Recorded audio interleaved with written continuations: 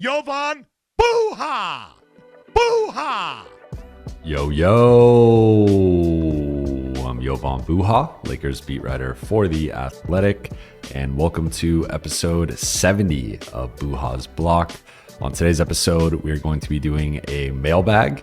It's been a little bit since we've done one, so I'm going to be getting into all of your questions. We had over 30 questions submitted. I'll unfortunately not be able to get to all of them, but I will do my best to get to as many as I can. And if you guys can't tell, a little bit of a different setting today. I'm at a WeWork. I am out of town with my son, spending some time with him during the light week for the Lakers. So it's not only a break for the players, but a break for the media as well. But before we get started with today's episode, you guys know the drill. For those watching on YouTube, please be sure to hit that subscribe button, turn on channel notifications so you never miss a video or a live stream, and like and comment on this video. And for those listening on Apple Podcasts, Spotify, or your podcast platform of choice, please be sure to follow, download, and leave a 5-star review. All right, now let's get into the mailbag. First question here from @ChuckDangler.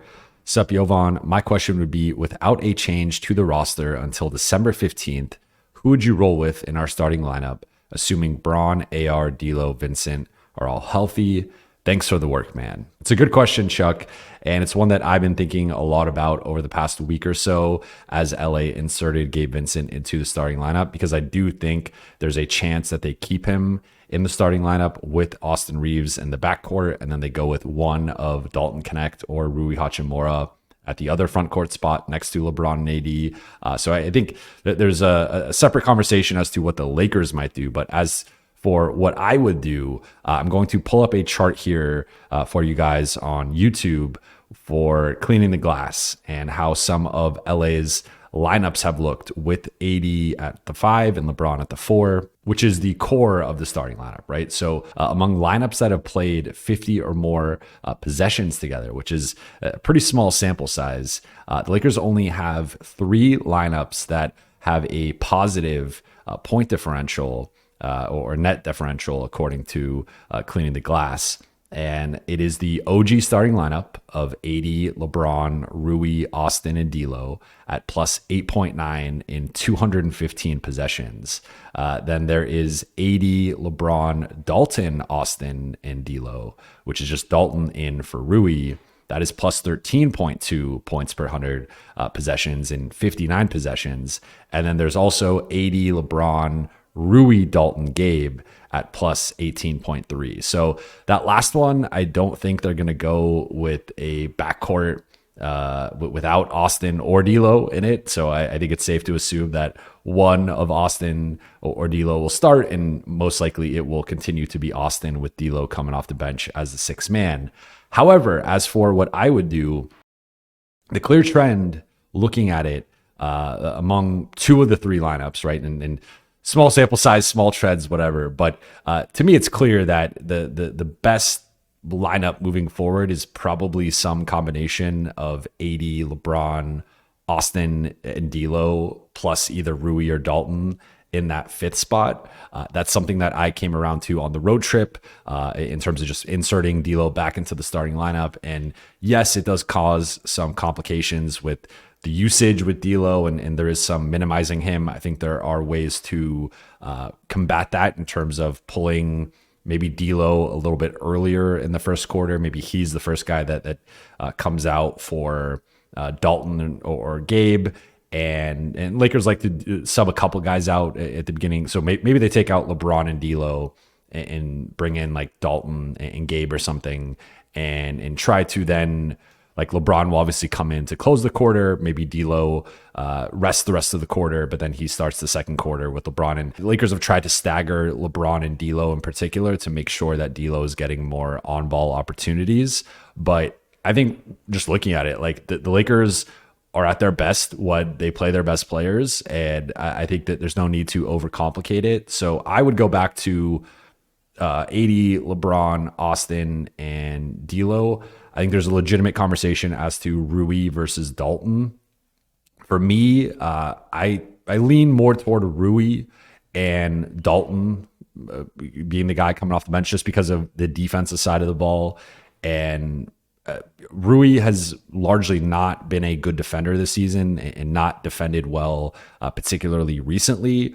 But he is still a better defender than Dalton Knecht. The ceiling is higher. The floor is higher. I thought he had a pretty good defensive game against Portland. And granted, that's, I would say, the second worst team in the Western Conference. And Rui will occasionally have a good defensive game, but that was 4 steals, a block. Like, he was really active on the defensive end and then getting out in transition. I would lean the OG starting lineup, and I don't think the Lakers are going to do that. I think more realistic would be AD, LeBron, Rui, Austin, and Gabe. And I think that's probably the route they're trending. And then moving Dalton back to the bench, then you have Dalton, D'Lo, Max, Cam, and Jackson / Christian Koloko, as long as Jackson's out. But I think just playing their best players, and to me, their 5 best players are AD, LeBron, Rui, Austin, D'Lo, not in that order, but those are the 5. And leaning into the OG starting lineup, and really their only positive, like, high usage lineup this season.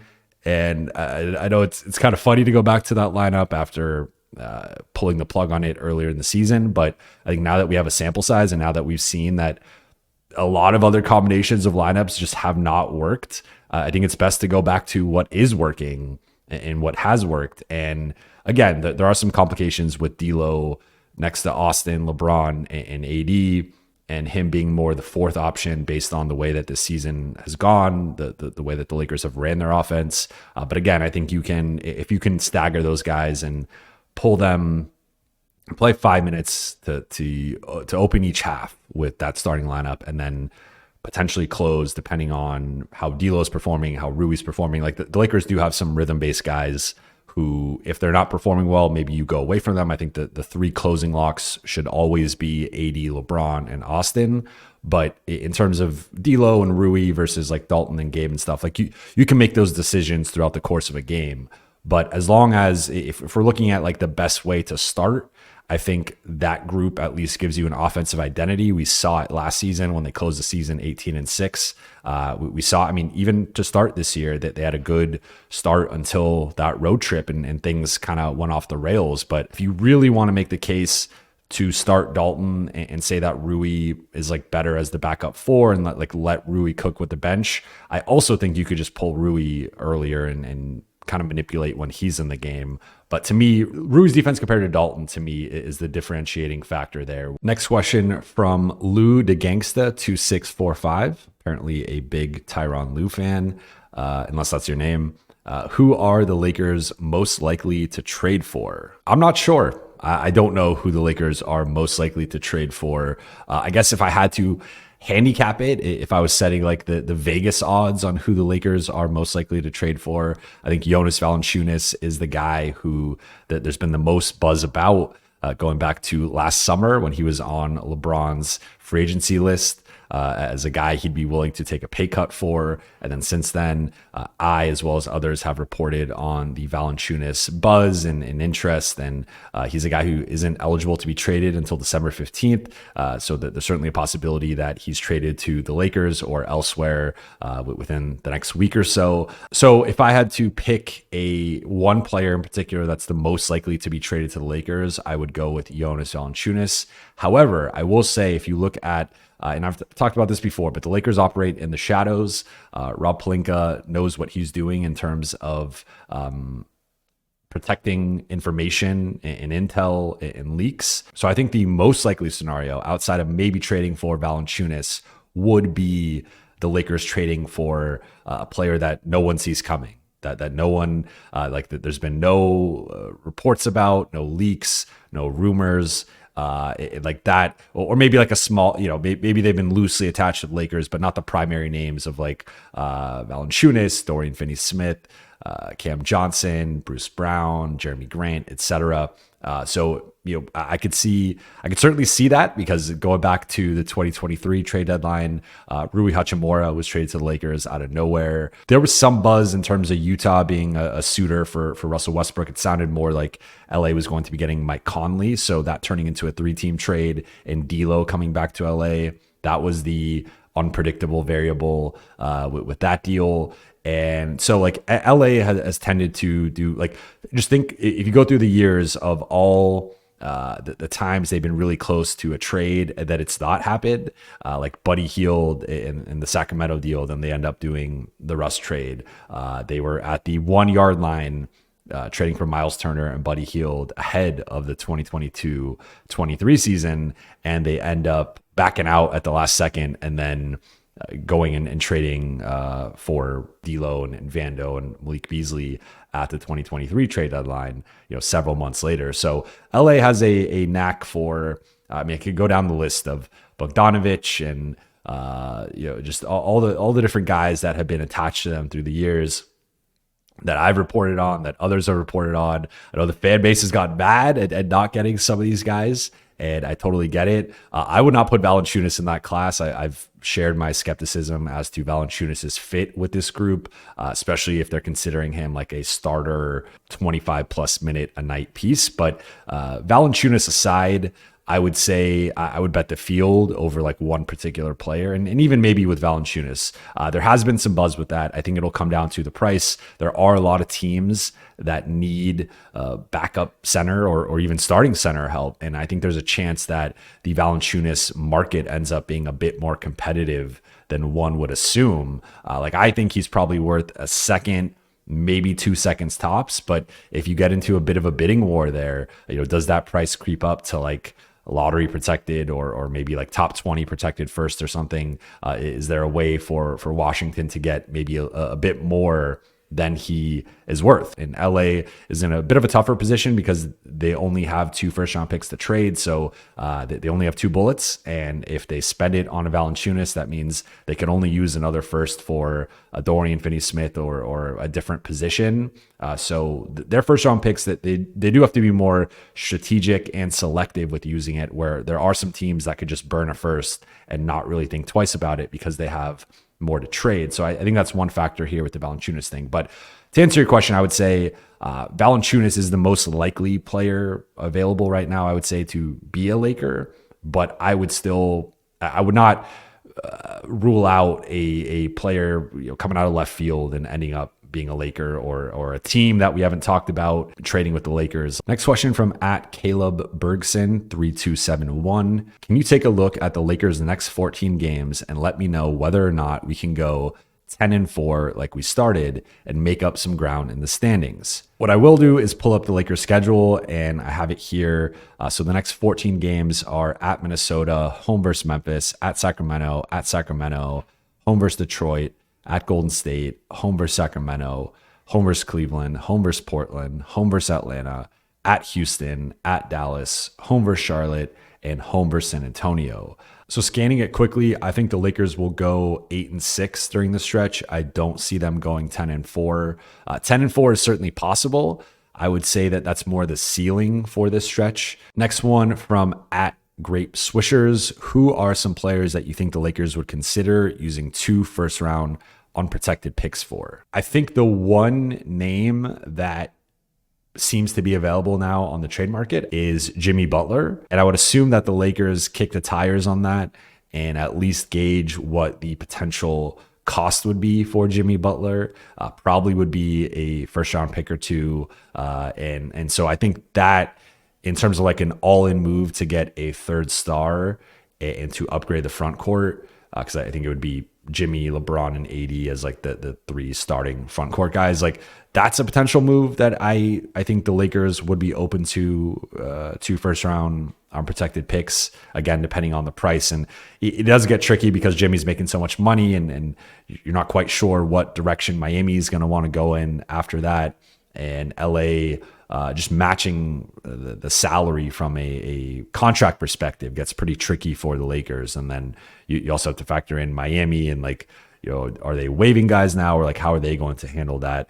So I think it is tough to find a realistic Jimmy Butler trade with the Lakers, but I think if they put both picks on the table, that would be something that Miami would at least have to consider depending on the market for him. I'm not quite sure because he does have an expiring contract and you are likely going to have to pay him. He's aging into his mid-30s. I don't think he's at the same level he was at even a couple years ago when they made the finals. So I think it's unclear as of now. At least my read on the situation is like it's unclear what his current trade value is going to be. So Jimmy is maybe an exception. Outside of that, I would say none of the current players that are projected to be available on the trade market that the Lakers would have interest in rise to the level of 2 unprotected first round picks. So that includes a Walker Kessler, which Utah has reportedly been looking for 2 unprotected firsts for Kessler. But Kessler, Jeremy Grant, Dorian Finney-Smith, Cam Johnson, I guess, might be worth that. I don't know that the Lakers would give up 2 first round picks, but depending on, I think Cam Johnson is going to have a competitive market if they make him available, which it seems like he's going to be. But really just looking at like the projected, like Bruce Brown and some of the top projected guys that could be available, I don't see the Lakers giving up 2 unprotected firsts for any of those guys. An interesting name, depending on how things go with Indiana,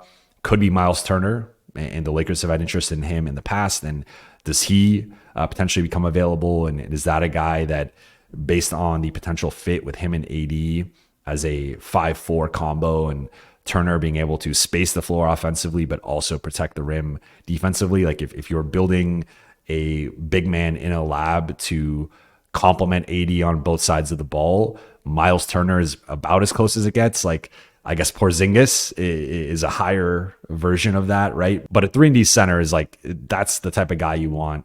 Chet Holmgren, Victor Wembanyama, Kristaps Porzingis, Miles Turner, Brook Lopez, like these types of bigs who can space the floor. Obviously, some of these guys can do more than space the floor, but for the more role player types, like space the floor and protect the rim and help AD defensively, like that's what you would want. So I would say potentially, I guess, Jimmy Butler and Miles Turner, depending on the prices for those guys. And we don't even know if Turner is going to be available.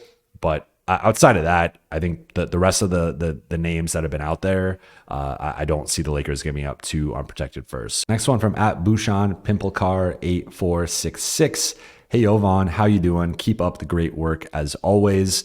Just one question. What do you think is a realistic path to a trade for the Lakers, and when can it happen? Based on what you might be hearing from your contacts, are they more interested in a center or a 3-and-D wing, or is it both that they are looking at? Thank you for the compliment. And based on my understanding of the situation, LA is looking at both. I think they would like to add both a big man and another wing if possible. However, based on LeBron being open to taking a pay cut for Jonas Valanciunas and LeBron and AD having interest in adding Jonas Valanciunas, I think that says something about how those two guys feel about the center depth on the roster and just the potential of adding another center. JJ Redick talked about it over the summer at Summer League, that he feels like they need another big bruising center. So I would say the messaging that has come out of the organization, both internally and externally, has been a bit more center big man focused. So I think that seems to be a slightly greater priority. I think there's a little bit more confidence in what Rui and Dalton and a healthy Vando can do for this group in terms of wing play. I have argued for months now that I think a 3-and-D wing, I mean, really for years now, that I think a 3-and-D wing has been this group's biggest need since 2021, when they traded away Kyle Kuzma and KCP. They let Alex Caruso walk in free agency.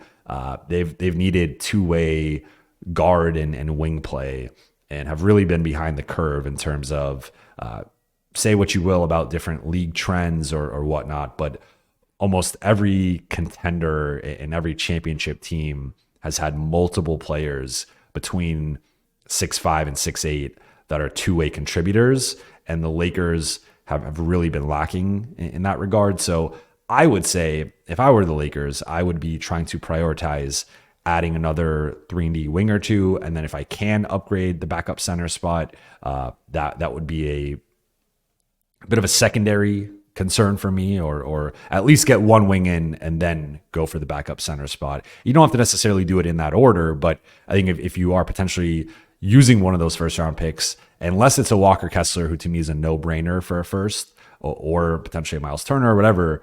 Like there are some exceptions to the rule, right? But if it's a Jonas Valanciunas, a Nikola Vucevic, or Jakob Poeltl, some of these guys who I have a bit more concerns with in terms of their playoff viability or just their fit overall, I don't necessarily view them as starting caliber centers in a serious situation.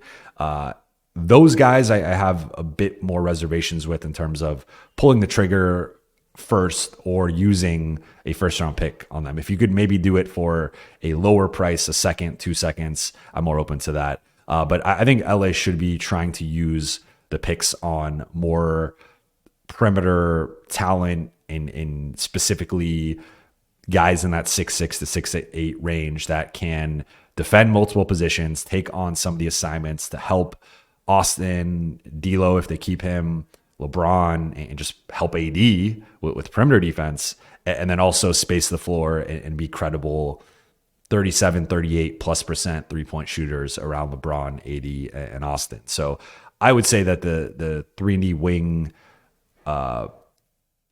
need should be greater, but it seems like at least the messaging from the Lakers has been upgrading the backup center spot. And maybe because that's probably the easier thing to do. It's going to be less expensive and it's a more realistic pathway to upgrading it.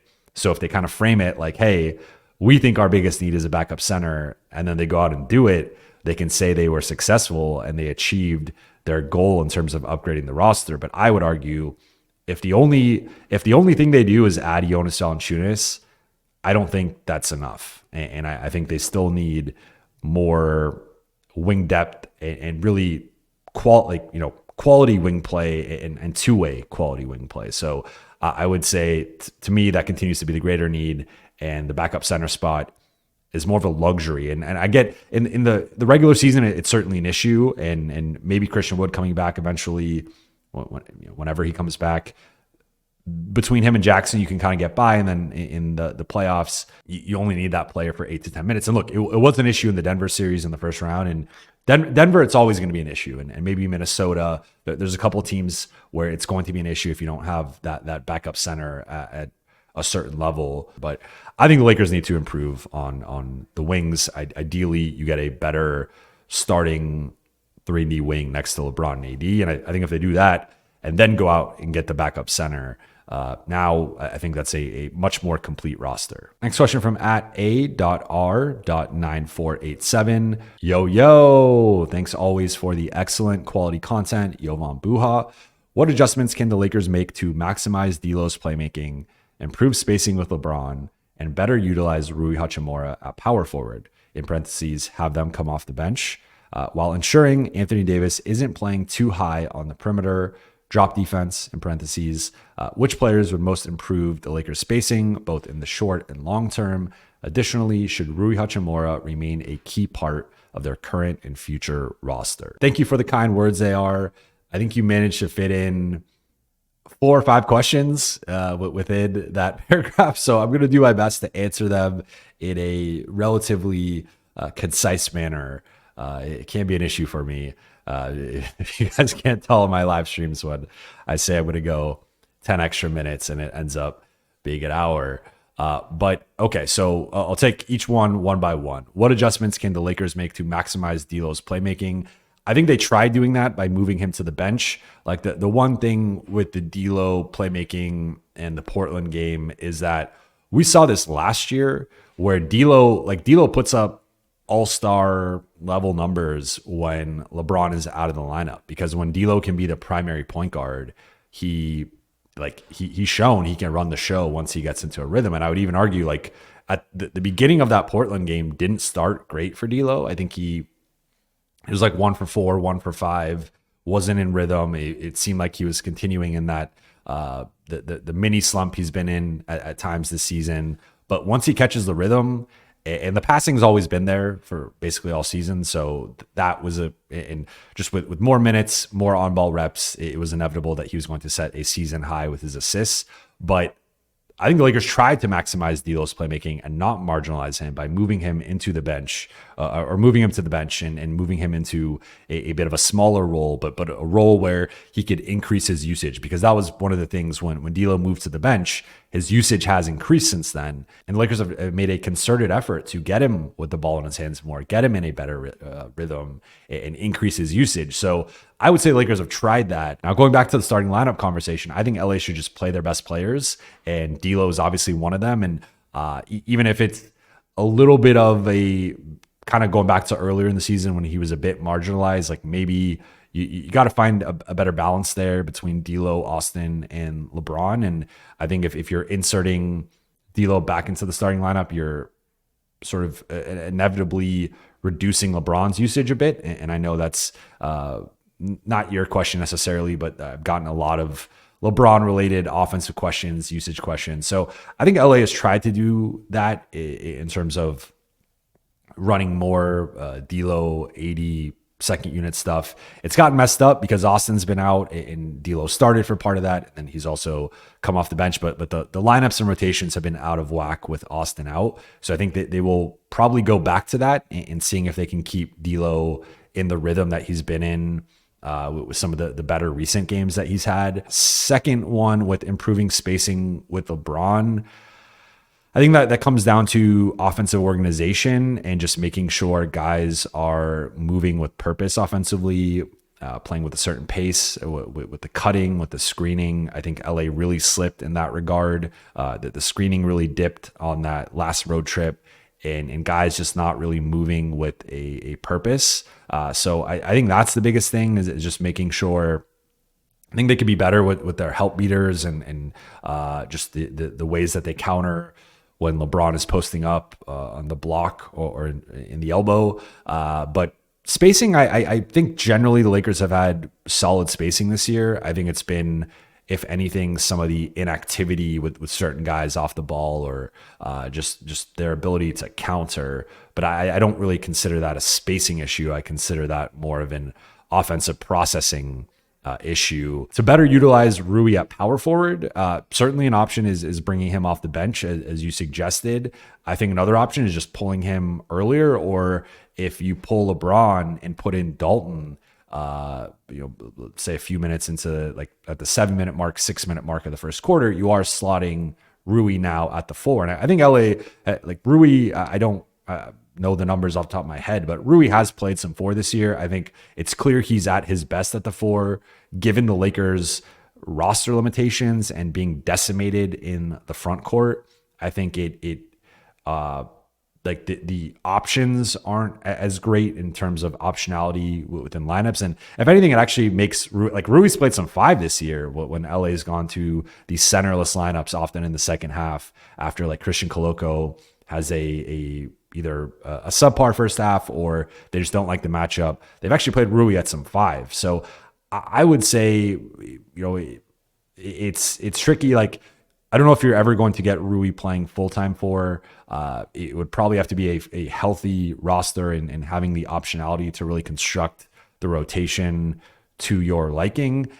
Because right now they've had to obviously start him at small forward for the most part, but then also even play him at center. So like he has been pulled in different directions. I think if Vando's back or the Lakers can make a trade, then all of a sudden you can slot Rui as the backup 4, and they technically can still do it. I'm a little skeptical of it based on starting, like Dalton has cooled off a lot recently. He's been in a bit of a slump, and I think that the defensive drop off from Rui to Dalton is significant enough that I think Rui will likely remain the starter. We'll see. Maybe I'm wrong, but LA just needs to get healthier, and that's when you could start to see Rui playing more in better spots in his more natural position. With AD, so LA did something interesting in the Portland game. They were dropping more against Shaedon Sharpe and playing AD more to the level of the screen against Anthony Simons. So they were mixing up his defensive coverages, and it wasn't just switching. And overall, they were a bit more selective with the switching, with off-ball and on-ball switching in that game. So I thought that was a moment of growth for the coaching staff and a moment of growth for JJ, because he's talked about it as if they are a bit more selective with the switching, and they've pretty much switched aggressively and sort of almost in like an automated switching where there's any off ball movement or even on ball movement with like size guys, they will automatically switch that. And that's the NBA in 2024. So I don't even hold that against JJ necessarily, but this team has so many, or I'll rephrase it to, this team has enough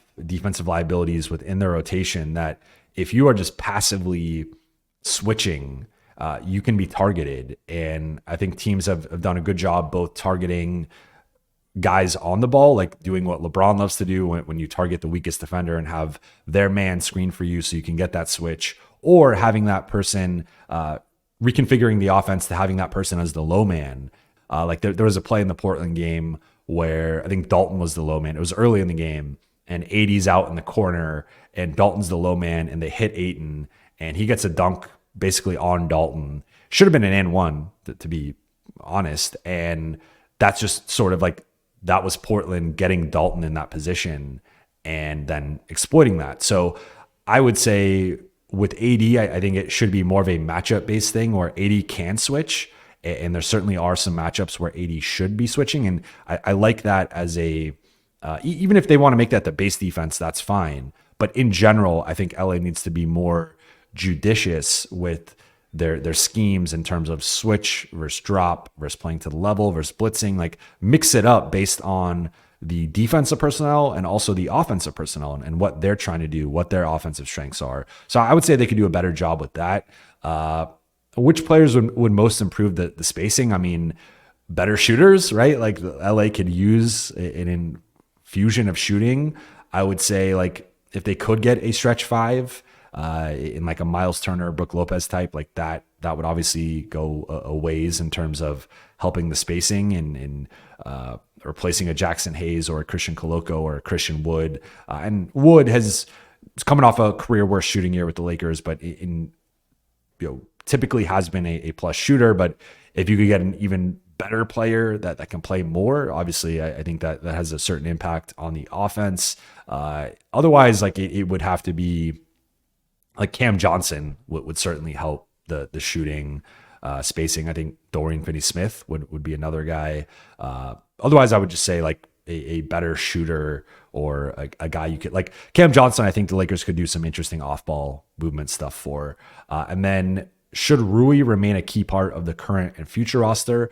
I think current roster, yes. Future roster, I think it just depends on what direction the Lakers want to go in terms of contending versus rebuilding potentially, or just what the next era of Lakers basketball looks like post LeBron. And that would probably be 2026. But it's tough to say in a vacuum.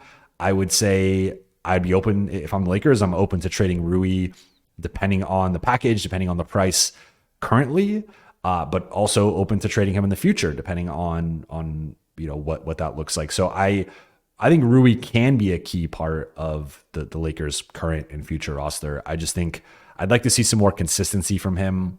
I know the offense is going, like as I just mentioned with D'Lo, I've talked about before, like the offensive role is going to fluctuate a bit just because of how many cooks are in the kitchen with this team and just like they have so much firepower that there are going to be times where Rui isn't as involved, but that should not affect his defensive effort and focus and awareness. That should not affect his rebounding effort and awareness and just productivity in that regard. So I like to see Rui continue to focus on doing the little things and really buying into the scheme defensively, making sure he's trying his hardest on that end. And really, for me, I feel like it's more of a focus and awareness thing with Rui. Like he's got the physical tools, and we've seen him have some good performances against Karl Anthony Towns, Julius Randle, even Jokic briefly during the 2023 like game one.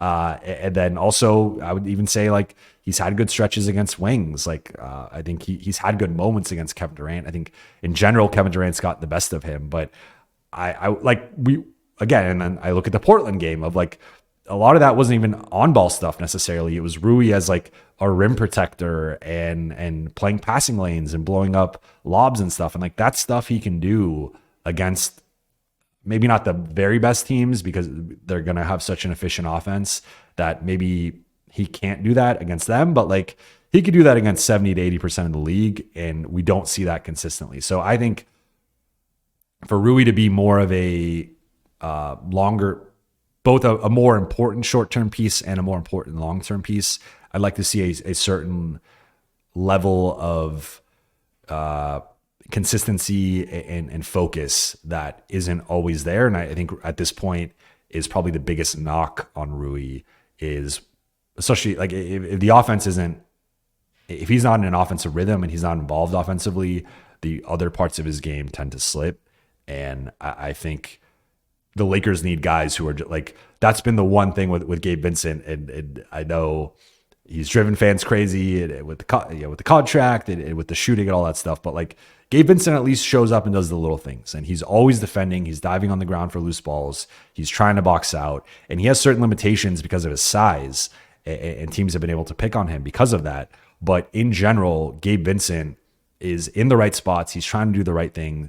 And I think if Rui had a little bit more of that mentality with the physical tools he has and with already being able to show he could flash and do some of these things, like that type of player is a no-brainer starter on this team. And you know, depending on what they do on the trade market, but that's like a reliable guy that the Lakers could really use. And I don't think he's performed up to that level up to this point in the season. Next question from @Golden2748.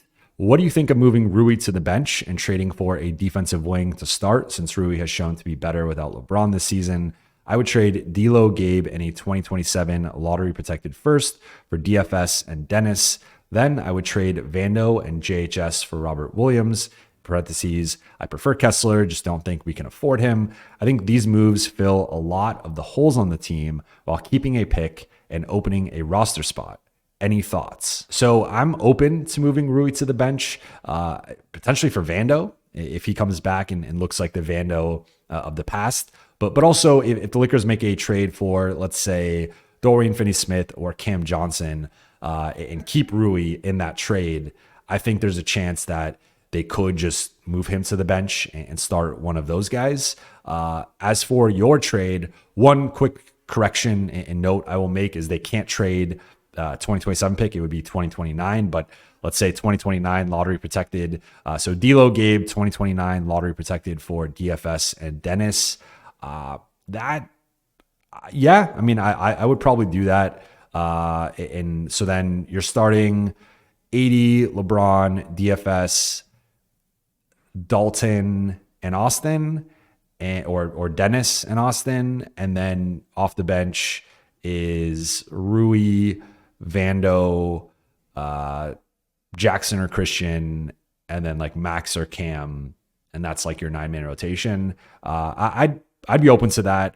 I think DFS he's been used more of as a big defensively this year, but his as Crane just has talked about, his perimeter defensive grades have been really high, and it seems like he's just been miscast as more of a big man defender rather than a wing stopper. So I think as a wing stopper and as a floor spacer, he would check a couple of big boxes for the Lakers and more of a short-term piece for them. But I would be open to that deal.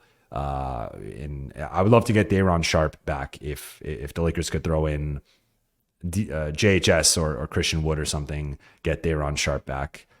Even if you have to throw in like a second round pick, maybe like top 40 protected something. I would like to get Day'Ron Sharpe back just to help solidify the backup center spot. But I guess I was looking at the first part of the trade in a vacuum. Second part of the trade is Vando and JHS for Rob Williams. I'd be open to that. You're trading an injury risk in Vando for another injury risk in Rob Williams, but I really like his potential fit, and I think he would be the backup 5 in this scenario. So now take Vando out, and now with this second trade, your roster is 80 LeBron, DFS, let's say Dalton and Austin as the 5 starters, and then off the bench is Dennis, Robert Williams, Rui, and Max, and then we'll throw in Cam there as like the 10th guy, Cam or Jackson. I like that. And I like these moves a lot because I think you're hitting on the two biggest needs for this team, which are a 3-and-D wing and a better defensive-minded center. Then you're also swapping Gabe for Dennis, which I think is an upgrade, particularly on the offensive end with the way that those two guys have performed. So I agree that I think that this fills the holes on the team, and you're keeping one of the picks. You're opening up a roster spot. So now you have the flexibility to potentially sign Alani Walker or whoever is the best free agent available that you feel like fills a need for you. So I like it.